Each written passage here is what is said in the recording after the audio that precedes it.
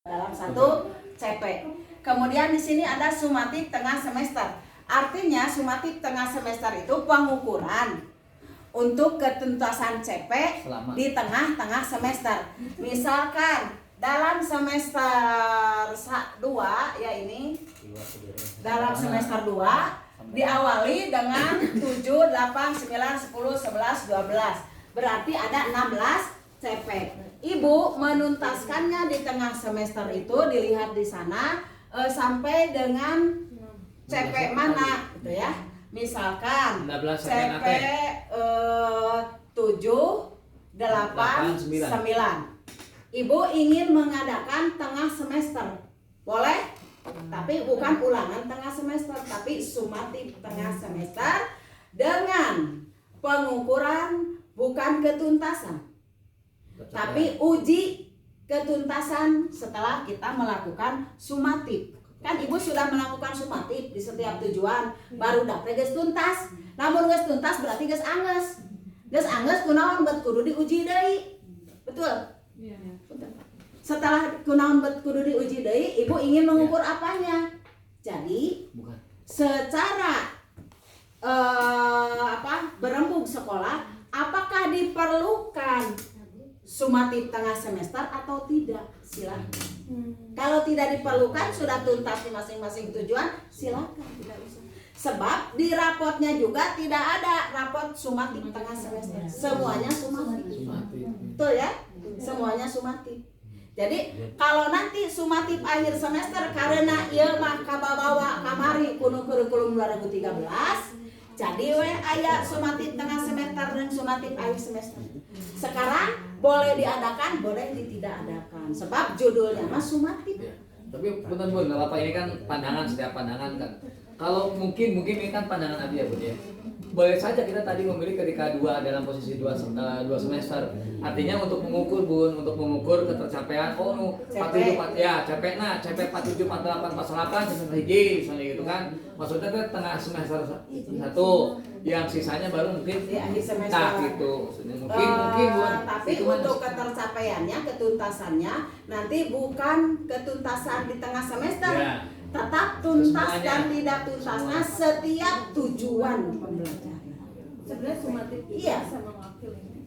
Ya, sebenarnya sumatif sudah mewakili. Budak rugi lamun di tengah semester jadi tuntas. Gitu kan?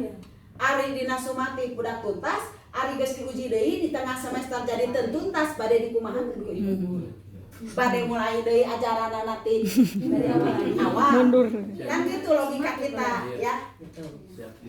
Kenapa di rapot tidak ada tengah semester akhir semester karena berdasarkan sumatif berarti siswa itu sudah tuntas. Bagi yang belum tuntas anak tinggal di remedial gitu kan.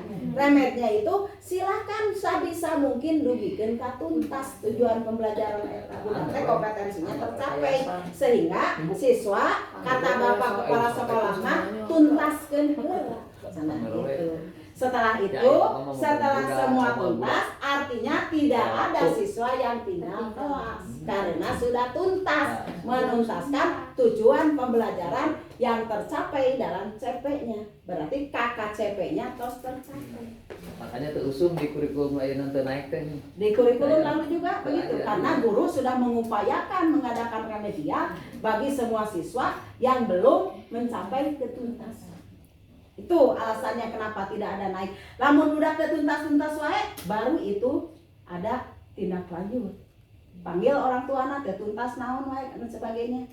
Boleh dinaikkan. Ari ketuntas-tuntas wae berarti kudu dituntaskeun. Titipkeun ka ibu guru kelas 2 na, tok tuntaskeun kan begitu. Gitu Bu, kita kan gitu.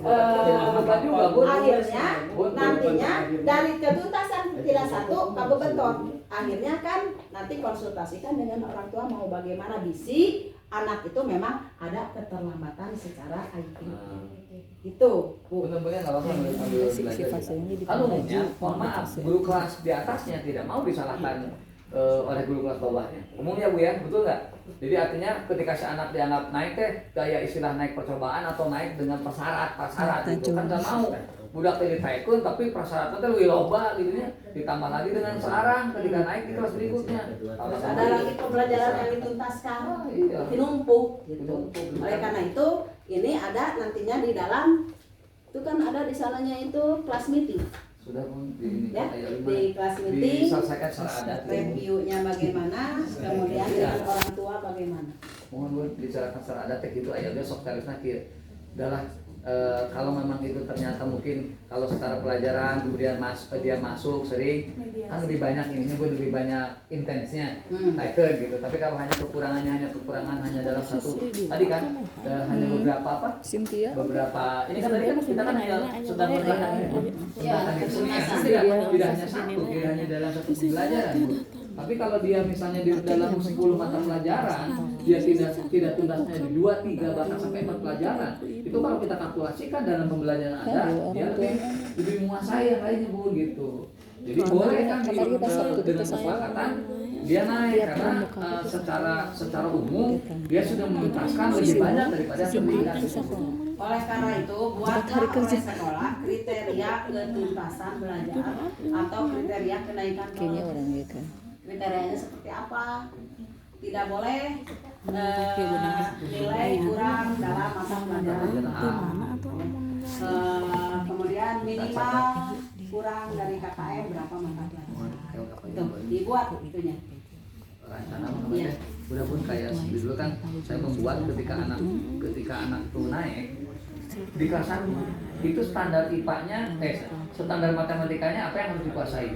Begitupun standar yang lain. Sehingga ibu dan bapak ketika dia naik ke kelas berikutnya, ketika ada ketidaktugasan kan hanya beberapa, tinggal